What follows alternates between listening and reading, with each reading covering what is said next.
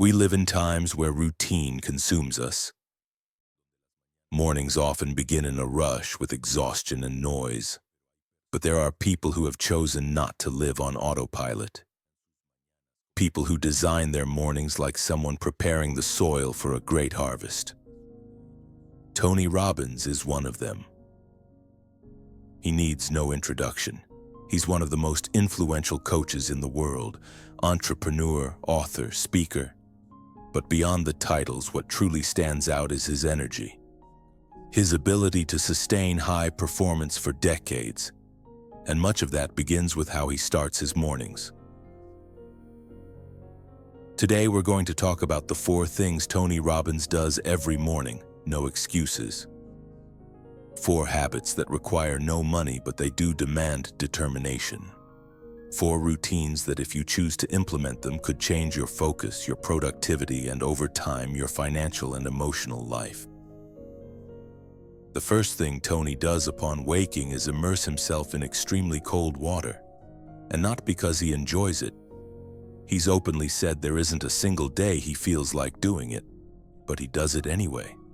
Why? Because it's his way of telling his brain, I'm in charge. No more 5 more minutes. No more inner negotiations. Tony steps into that freezing shower and tells his mind that the body leads, that the time to act is now. This practice has a name in neuroscience: controlled stress exposure. Studies from the National Institutes of Health (NIH) show that cold water activates the sympathetic nervous system, increases norepinephrine, and improves alertness. It doesn't just wake you up, it also trains your tolerance to discomfort. And in real life, that translates to brave decisions, action without procrastination, and strong character. When you get used to doing the hard things in the morning, the hard parts of the day become manageable. Tony's second routine is a 10-minute session of positive mental training. He calls it priming, preparing your brain like sharpening a tool before using it. It's a powerful sequence. The first 3 minutes are dedicated to gratitude. He focuses on 3 things he's grateful for. 2 can be big, 1 small. Tony says that 2 of the most powerful limitations in life are fear and anger. And that's why practicing gratitude is so effective. Because you can't be angry and grateful at the same time. You can't feel fear and gratitude simultaneously. And science backs this up.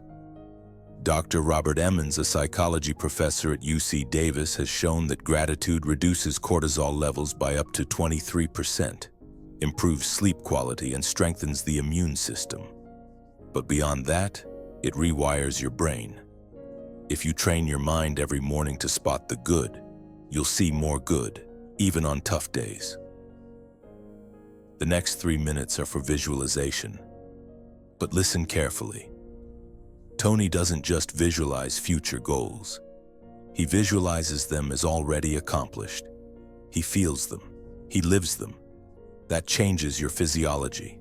It shifts your focus. Harvard University research shows that visualization activates the same brain areas as real action. If your brain believes it, your body starts to move toward it. For example, imagine you're an entrepreneur about to launch a new product. Visualize it as a success, happy clients, steady income, thank you messages. Your brain receives that image as reality and starts seeking ways to make it happen. This is known as selective attention. The final 3 to 4 minutes are spent sending positive energy to someone, a client, a family member, a team. It's a reminder that we're not alone, that our energy affects others. And interestingly, by wishing others well, you reinforce your own sense of purpose. This isn't empty spirituality, it's neurobiology. Sending positive thoughts activates oxytocin and dopamine circuits, and that makes you more confident, more generous, more focused. Tony's third routine is fiercely protecting himself from algorithmic control. He's been blunt. If the first thing you do in the morning is check social media, then your day doesn't belong to you. It belongs to the algorithm. And he's not exaggerating. A University of Pennsylvania study found that excessive social media use is linked to increased anxiety, lower self-esteem, and difficulty focusing. Why? Because every notification, every image, every comparison is designed to trigger dopamine. And like any drug, it becomes addictive. Tony knows this. That's why the first minutes of his day belong to him. Not his phone, not Instagram, not the collective fear. And finally, the fourth thing he does every morning is tackle the one thing that makes him most uncomfortable. We all have something we avoid: sending that awkward email, having that tough conversation, finishing that report, making that payment, calling that difficult client. But Tony doesn't wait to feel like it. He trains himself to face it first, because Tony believes that if you handle the hard thing early, everything else gets easier. If you postpone discomfort, it drains you. It follows you. It becomes mental baggage. But when you face your biggest challenge in the morning, the rest of your day feels light, productive. You conquer the day from the start. This even has a name in psychology: behavioral activation. When you voluntarily face what you've been avoiding, you reduce anxiety and gain control.